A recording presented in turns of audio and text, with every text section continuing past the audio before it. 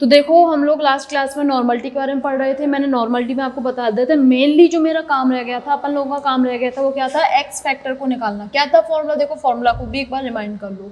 Normality का formula बिल्कुल मोलरता जैसा था, ऐसे याद करो ही मत, आपको मोलरता हमेशा याद रहती है। नॉर्मलिटी को याद करो मोलरता इंटू एक्स फैक्टर से, ठीक है। और मोलरता आप लोगों की कितनी होती है भाई, विलेय की ग्राम में मात्रा अपॉन उसका अणुभार इंटू WV, ठीक है, और WV into 1000 into x factor. इस तरीके से आपका होता है ये, ठीक है। ये एक्स फैक्टर निकाल रहे थे और रेडॉक्स रिएक्शन के लिए हम लोगों ने ये एक्स फैक्टर निकालना सीख लिया था। आज हम लोग नॉन रेडॉक्स रिएक्शन के लिए एक्स फैक्टर निकालना सीखेंगे, ठीक। तो चलो देखो, आप लोग हेडिंग डालोगे second number for non redox change, ठीक है। क्या डालने वाले हो, for non redox change. Second number है for non redox change, non redox अभिक्रियाओं के लिए। इसमें सबसे पहले अपना आएगा एसिडिटी के लिए, ठीक है। किसके लिए, एसिड, एसिडिटी छोड़ो, एसिड्स के लिए। एसिड्स के लिए एक्स फैक्टर कितना होता है, एसिड्स के लिए एक्स फैक्टर कितना होता है, तो एसिड के लिए एक्स फैक्टर उनकी बेसिसिटी के बराबर होता है। एसिडिटी के लिए, एसिड के लिए एक्स फैक्टर उनके नंबर ऑफ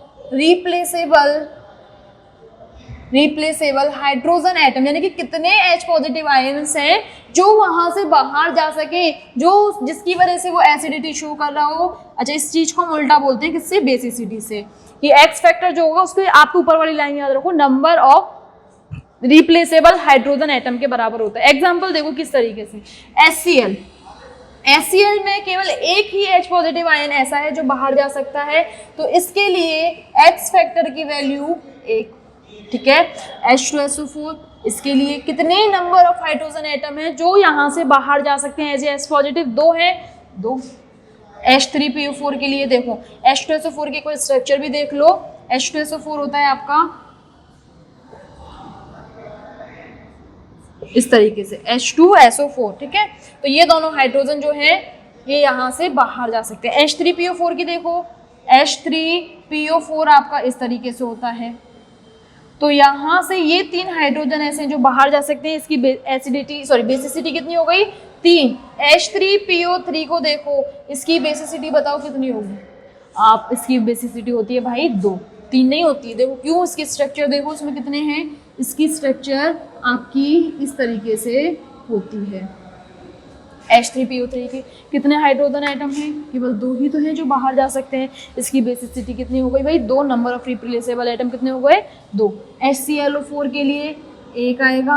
और आपका और एग्जांपल देखो, बाय H2CO3, इसके लिए 2 आएगा। इस तरीके से आप लोग एसिड्स के लिए एक्स फैक्टर की कैलकुलेशन करोगे, ठीक।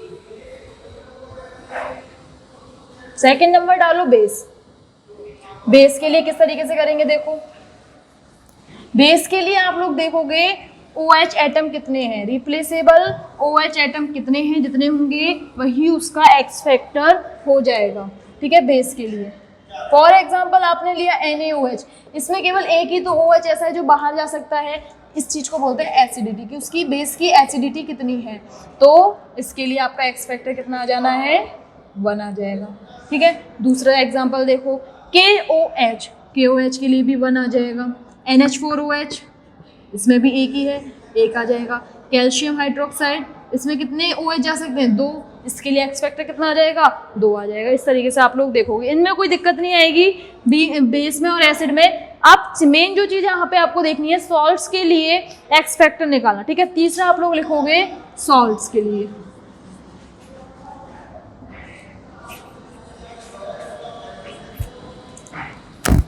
तो देखो सॉल्ट्स के लिए क्या होता है अपना, यानी कि लवण के लिए, ठीक है। यहाँ पे जो एक्स फैक्टर होता है, या तो टोटल चार्ज ऑन एनायन देखो या टोटल चार्ज ऑन कैटायन देखो, ठीक है। टोटल कैटायनिक और टोटल एनायनिक चार्ज, पार्ट बोलो चार्ज बोलो, या तो केवल और केवल प्लस चार्ज देखो या केवल और केवल माइनस चार्ज देखो, क्योंकि लवण अपने अल्टीमेटली होते तो उदासीन है, जितना चार्ज प्लस पे होगा उतना ही चार्ज माइनस पे होगा, तो किसी एक का ही देख लो, वही आपका एक्स फैक्टर हो जाएगा। देखो किस तरीके से मैंने लिया NaCl, NaCl लवण होता है आपका, देखो Na पे प्लस चार्ज, Cl पे माइनस नेगेटिव चार्ज, यानी कि ये +1 ये -1 है, तो दोनों पे सेम ही है, तभी तो ये लवण बनाया उदासीन हुआ है। तो इसके लिए या तो आप लोग जो है प्लस वाला लिख लो या माइनस वाला लिख लो, एक्स फैक्टर एक ही रहेगा।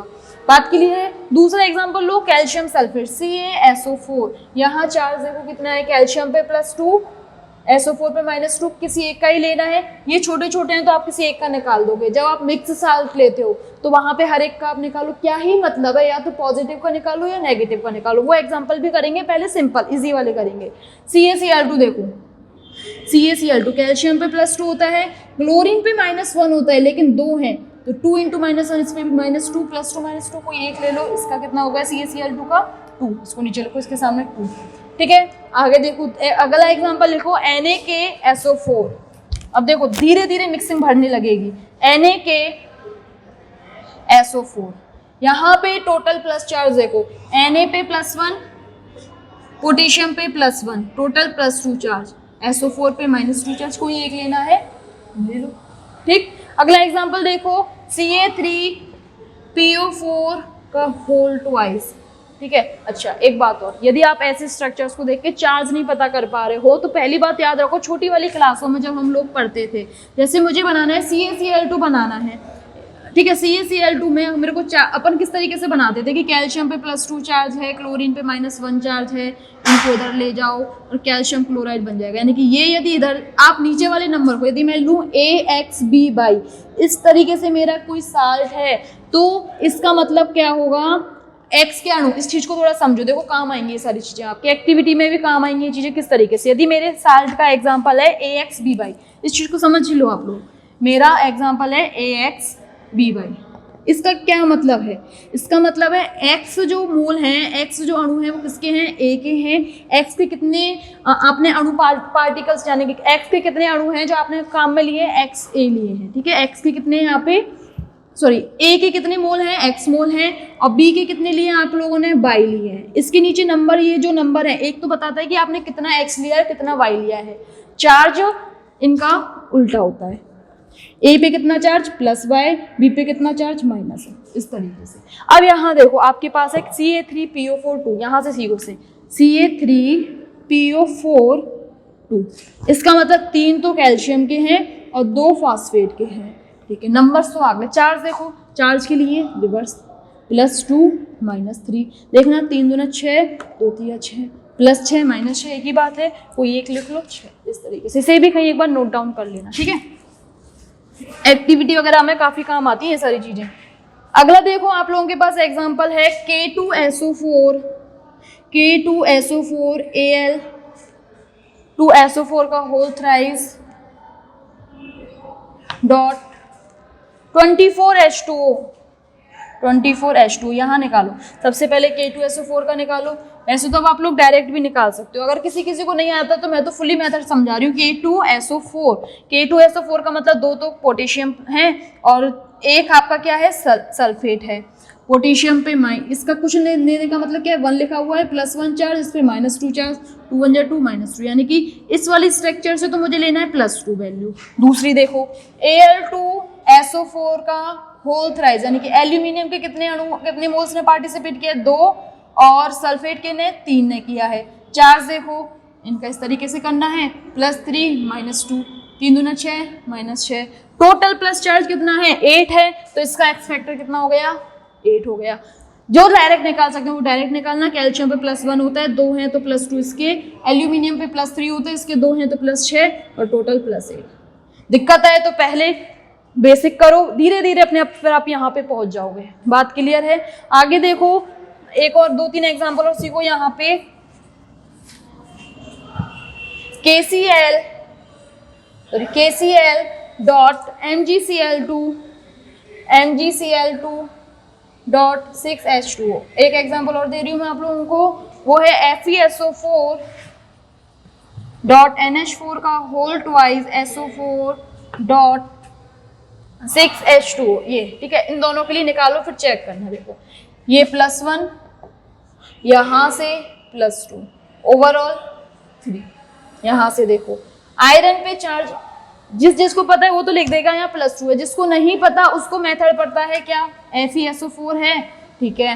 सल्फेट पे -2 होता है, अब तक तो याद हो गया होगा आपको, सल्फेट पे क्या होता है, -2 होता है, ठीक है। एक तो फ्लोरीन का, एक तो आयरन का है और एक ही सल्फेट का है। मुझे पता है सल्फेट पे -2 होता है और यहाँ पे रेशियो क्या है, 1:1 है, यानी कि ऊपर का जो चीजें हैं वो सेम होंगी, यहाँ पे भी +2 है। वैसे आयरन की 2 ही ऑक्सीडेशन स्टेट होती है, +2 और +3, और यहाँ पे इन दोनों ने एक दूसरे को काट दिया। अगर ये +3 होता, बाई चांस मान लो यहाँ आपने गलती से कर दिया आयरन +3, तो आप अपने आप को चेक कर सकते हो। देखना यहाँ से फॉर्मूला क्या बनेगा आप लोगों के पास, Fe2SO4 3।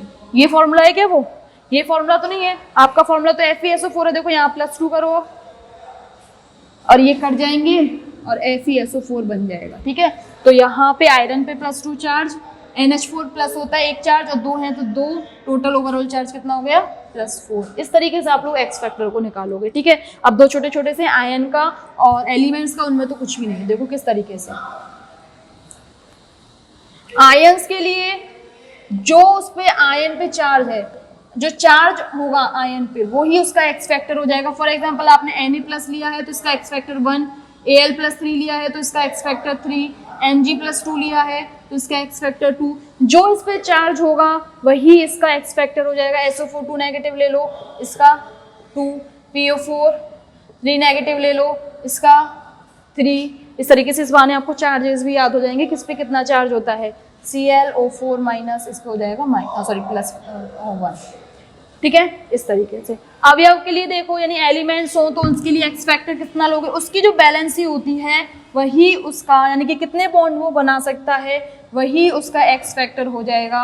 एलिमेंट के लिए जो आपका एक्स फैक्टर होता है उसका बैलेंसी के बराबर होता है। फॉर एग्जांपल सोडियम लिया, सोडियम मैक्सिमम एक ही बॉन्ड बना सकता है, इसका 1। Mg कितने बॉन्ड बना सकता है, 2।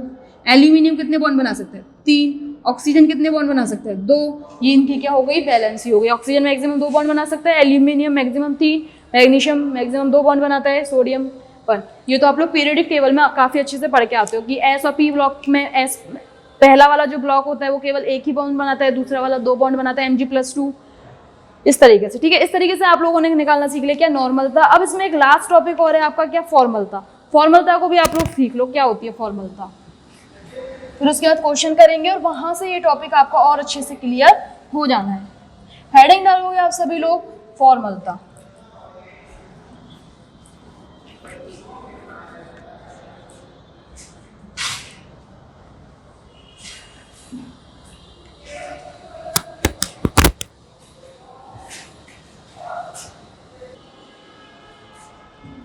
तो हेडिंग डालो आप लोग, फॉर्मलता। इंग्लिश में से बोलते हैं फॉर्मेलिटी। सबसे पहले तो देखो फॉर्मलता काम कब आती है, यदि आपके विलेय के अणुओं का, विलेय के जो कण हैं उनका संयोजन हो रहा है या वियोजन हो रहा है, ठीक है।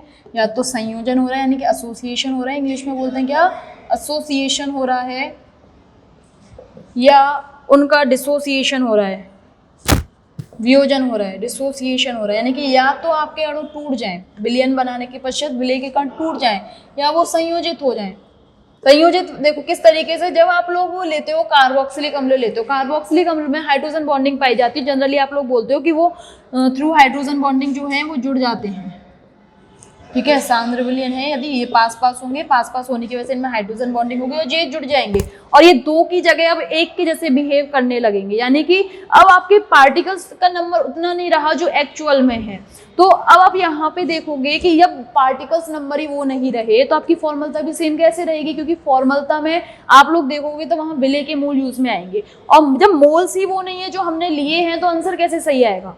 तो जब आप सही, अगर आपको लगे कि आपका आयनिक लवण है, आयनिक कोई चीज है और वहाँ संयोजन और वियोजन हो रहा है, क्वेश्चन में क्लियरली देखिए संयोजन या वियोजन हो रहा है, तो उस केस में आप लोग उसके लिए क्या कैलकुलेट करोगे, फॉर्मलता कैलकुलेट करोगे। और फॉर्मलता जो होता है देखो किसको बोलते हैं, विलेय के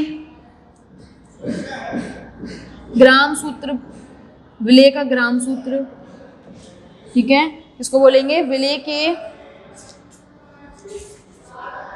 ग्राम सूत्र भारों की संख्या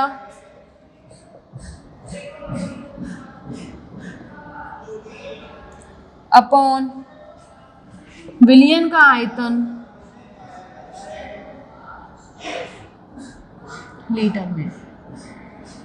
तो यहाँ से इसकी डेफिनेशन किस तरीके से आएगी, डेफिनेशन बनाना आप लोगों को सिखा दिया, प्रो हो गए हो आप किस तरीके से कि 1 लीटर विलयन में विलेय के ग्राम सूत्रभारों की संख्या फॉर्मलता कहलाती है, जिससे कैपिटल एफ से रिप्रेजेंट करते हैं। अब बात आती है विलेय के ग्राम सूत्रभार होते क्या हैं, तो देखो कुछ भी नहीं होता ये, आप लोग बोलोगे कि यहाँ पे जो ग्राम सूत्रभार होते हैं वो होता है विलेय की ग्राम में मात्रा, विलेय की ग्राम में मात्रा अपॉन सूत्रभार, इसको बोलते हैं आप लोग क्या भाई, विलेय के ग्राम सूत्रभारों की संख्या इनटू 1 अपॉन विलयन का आयतन। अब आप यहाँ बोलोगे यहाँ हमें फिर से एक नई चीज सीखनी पड़ेगी, भाई बिल्कुल नहीं सीखनी है नई चीज।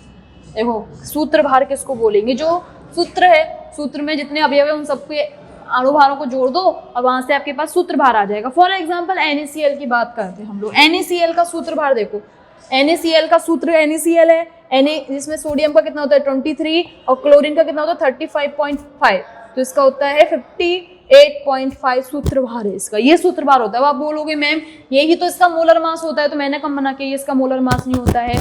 मोलर मास और सूत्रभार में बस इतना सा अंतर है। अभी यहाँ ना मैंने कोई संयोजन किया है ना वियोजन किया है, सेम चीजें आई। लेकिन यदि मैं ये वाला केस लेती हूँ, लाइक मान लो ये वाला केस है, आपके पास दो इस तरीके से है CH3COOH है, इसका मोलर मास अलग आएगा, इन सबको जोड़ दोगे मोलर मास आएगा। देखो किस तरीके से आएगा मोलर मास, यहाँ पे आपका दो तो आपके कार्बन के हैं, हाइड्रोजन कितने हैं 4 और ऑक्सीजन कितने हैं 2 ऑक्सीजन यानी 16, कितना हो गया ये 24 + 4 + 32 और ये आपके पास आया 28 + 32 60, इस तरीके से है। लेकिन जब मैंने मैंने कह दिया कि नहीं भाई ये अलग अलग नहीं है, इनका संयोजन हो रहा है, संयोजन के बाद सूत्रभार मेरा ये बन गया। अब आप जब इसका सूत्रभार कैलकुलेट करोगे तो ये सब कैलकुलेशन पूरे का ही योग होगा, यानी जस्ट उसका डबल हो जाएगा। बात क्लियर है, बस इतना सा अंतर है सूत्रभार और मोलर मास में। संयोजन वियोजन नहीं हो रहा तो एक बात कंसेप्ट बना लो, मोलरता और फॉर्मलता का मान सेम आने वाला है। केवल यदि संयोजन वियोजन ऐसी कोई घटना हो रही है तभी चेंज होगी, क्योंकि तब सूत्रभार चेंज हो जाएगा आपका। बात क्लियर है, चलो एक क्वेश्चन कर लेते हैं इसके लिए, किस तरीके से अपने को करना है।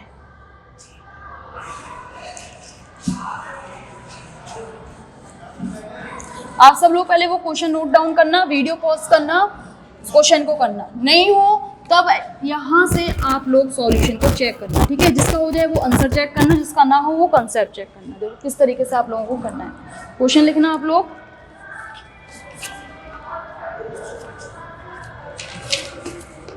आपके पास है क्वेश्चन कि सक्सीनिक एसिड के जलीय विलयन का, इस क्वेश्चन में सब चीज पूछ लेगा वो आपसे, जलीय विलयन का,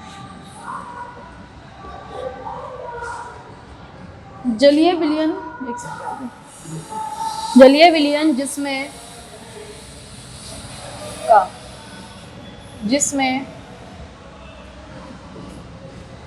100 ml विलयन में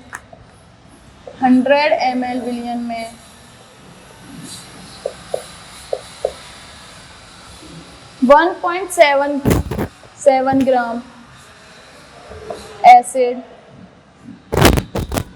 घुला हुआ है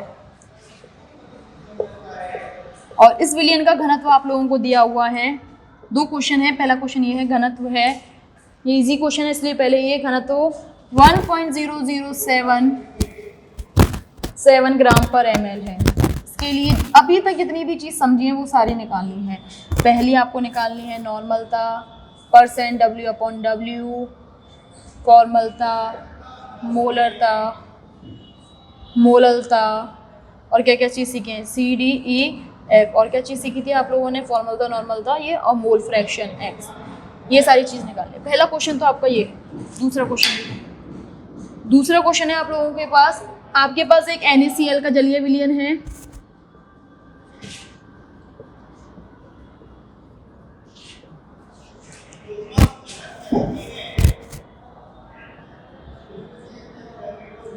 ठीक है। साथ में क्या दिया हुआ है, जिसमें 100 ml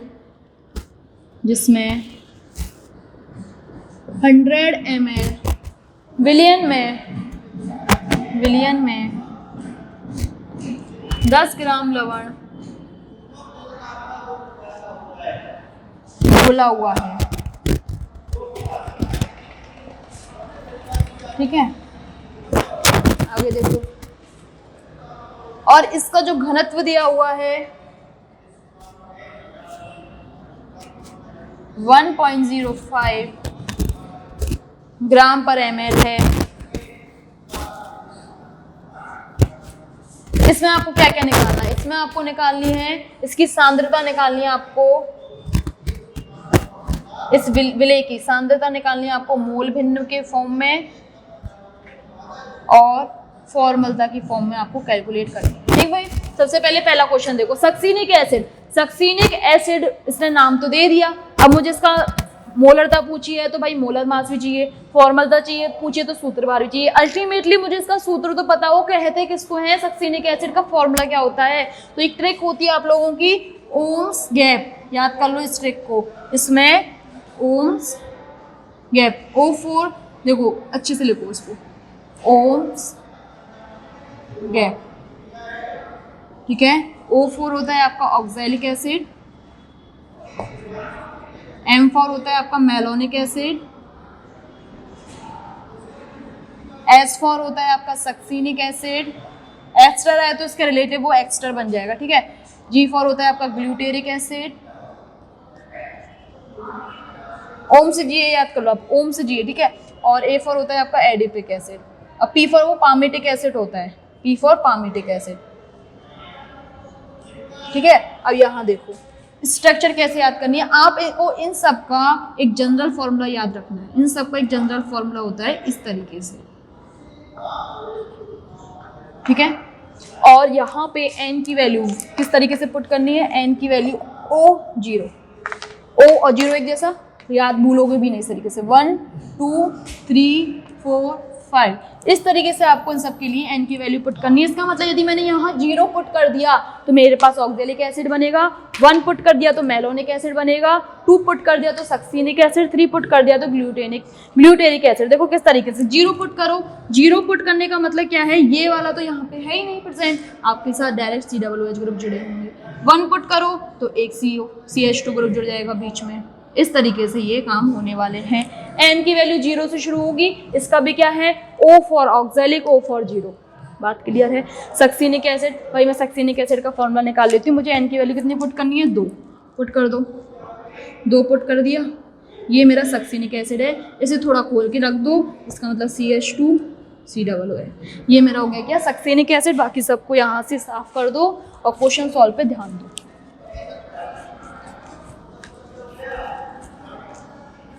अब देखो सक्सीनिक एसिड आप लोगों के पास आ चुका है। क्वेश्चन में क्या क्या दिया हुआ है पहले मैं वो भी एक बार लिख लेती हूँ। तो देखो भाई क्वेश्चन में मेरे पास दिया हुआ है जलीय विलयन है, सक्सीनिक एसिड का जलीय विलयन है। तो इसका मतलब अब मेरे पास जो विलेय है, विलेय क्या है मेरे पास, सक्सीनिक एसिड है।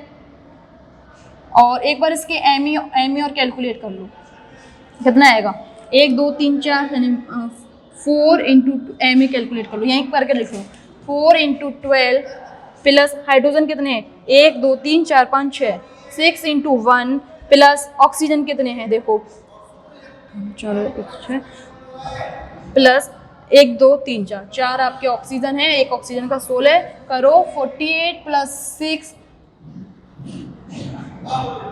ये इसको सबको जोड़ दो, 10 8 18। ये इस तरीके से आपका क्या हो गया, सक्सीनिक एसिड का अणुभार भी आ गया।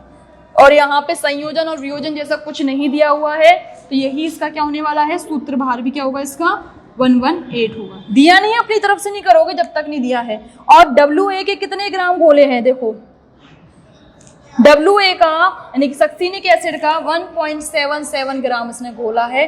घोला किस में है, जलीय विलयन में। इसका मतलब WV अभी मुझे पता नहीं है WV, पर मुझे ये पता है कि ये जो चीजें हैं, विलायक क्या है मेरे पास, जल है। वाटर के लिए यानी कि H2O के लिए 18 आएगा। WV मुझे चाहिए क्यों भाई, मुझे चाहिए X। और X के केस में मुझे Na भी निकालना पड़ेगा और Nb भी निकालना पड़ेगा। और Na नॉर्म उसका मोल का फॉर्मूला क्या होता है, W/M। तो भाई मुझे W तो चाहिए, हर केस में चाहिए, हर हाल में मुझे W की वैल्यू चाहिए, ठीक है। तो देखो किस तरीके से निकालेंगे, उसने कुछ ना कुछ तो ऐसा दिया होगा आपको, आंसर तो आप ही को करना है, मैं तरीका बता रही हूँ आप लोगों को, ठीक है। यहाँ पे आप लोगों को घनत्व कितना दिया हुआ है 1.007, डी की वैल्यू दी हुई है 1.007 ग्राम पर ml, ठीक है। और साथ में आपको विलियन का आयतन दिया हुआ है। विलियन का आयतन कितना दिया हुआ है? 100 ml विलियन आप लोगों ने बनाया है, ठीक है। एक बात बताओ मुझे, घनत्व में घनत्व किसके बराबर होता है? D m/v के बराबर होता है, तो यहाँ से m किसके बराबर आ जाएगा? D × v के बराबर आप लोगों के पास आ गया। यहाँ से देखो m की वैल्यू यानी विलियन का ग्राम में मात्रा यदि आपको निकालनी है तो 1.0077 × 100 का मल्टीप्लाई कर देना, यानी कि 100.77 ग्राम। तो आप लोगों के पास क्या, अब ये आप ग्राम कैसे लिखोगे? देखो इसकी यूनिट लगाना ग्राम पर ml और विलियन की यूनिट लगाना ml, ml से ml गया इतना। इतना आप लोगों के पास क्या है भाई? इतना आप लोगों के पास विलियन है, ठीक है। और आप लोगों को विलायक चाहिए, तो विलियन में से विलियन की ग्राम में मात्रा में से यदि विलय की ग्राम में मात्रा घटा दूं तो मेरे पास विलायक आ जाएगा। विलियन की कितनी है? 100.77, विलायक की कितनी है? 1.77, कितना आएगा आप लोगों के पास? 99, यानी कि यहाँ से WV की वैल्यू आपके पास कितनी आ गई? 99 ग्राम आ गई। अब देखो परसेंट W/W के लिए सारी चीजें हैं आपके पास, फॉर्मलता के लिए सारी चीजें हैं, मोलरता के लिए, मोललता के लिए, एक्स फैक्टर के लिए, सबकी सारी चीजें आ गई। अब बस नॉर्मलता में एक्स फैक्टर और रह गए, वो और बता दूं मैं आपको। तो देखो एक्स फैक्टर के लिए ये क्या है? अपना एसिड है, सक्सीनिक एसिड है। एसिड के लिए मुझे क्या देखना है? कितने रिप्लेसेबल हाइड्रोजन एटम है। तो दोबारा से स्ट्रक्चर देखो इसकी, कितने रिप्लेसेबल हाइड्रोजन एटम है? यहाँ 2।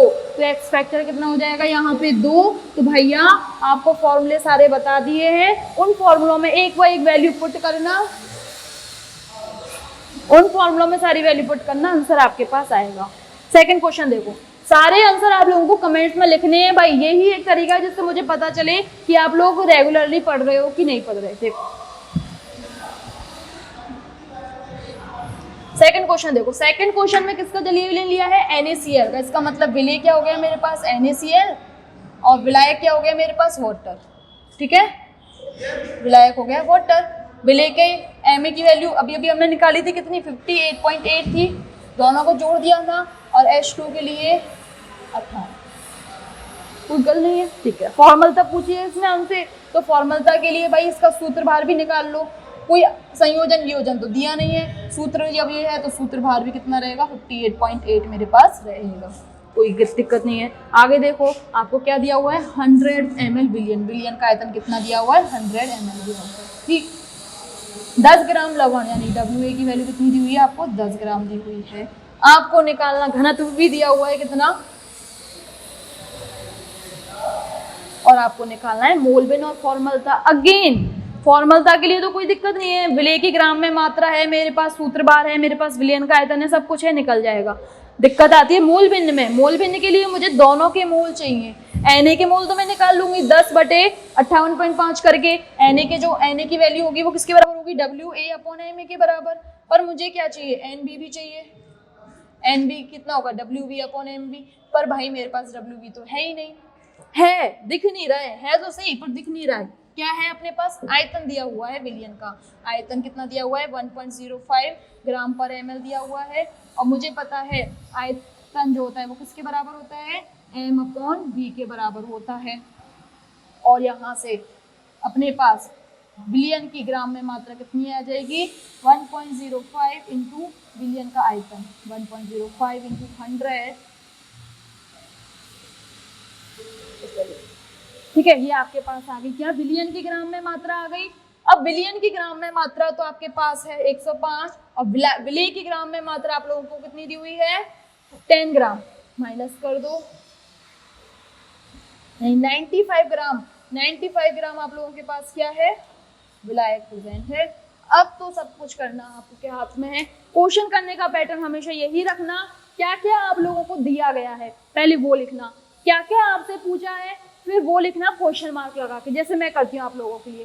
फिर उसके बाद बाकी के फॉर्मूले अपने को याद हो जाते हैं, तो फॉर्मूले के लिए क्या क्या चीजें और रह गई हैं निकालने से वो भी निकाल के रख लेना। लास्ट में बस आपके पास एक ही काम रह जाएगा कि फॉर्मूले में वैल्यू पुट करना। आप खुद देखना, आप लोग न्यूमेरिकल सॉल्व करने लगोगे इस पैटर्न से, ठीक है। नेक्स्ट क्लास में मिलते हैं आप लोग।